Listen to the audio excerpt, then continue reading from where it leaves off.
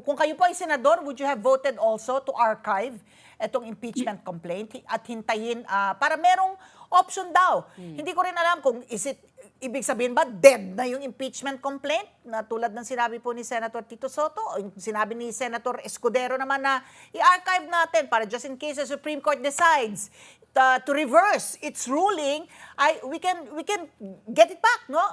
Kunin natin from the archives and pagbotohan ulit natin kung if we're going to vote to dismiss it or not.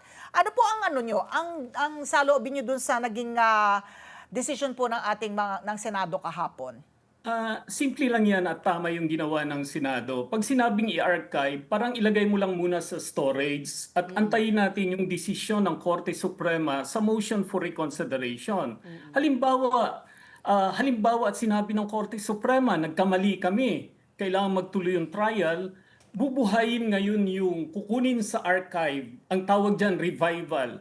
Bubuhayin ngayon yung kaso at magtutuloy yung kaso. So hindi tama yung sinasabing na dismiss na yan o patay na yan, hindi. Isinantabi lang pansamantala.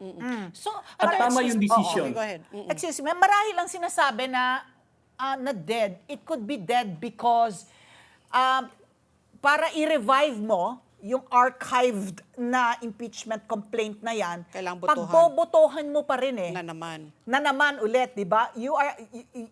To revive it, kailangan meron din consensus. kayong botohan na by a vote of a majority, let's revive it. Am I correct po?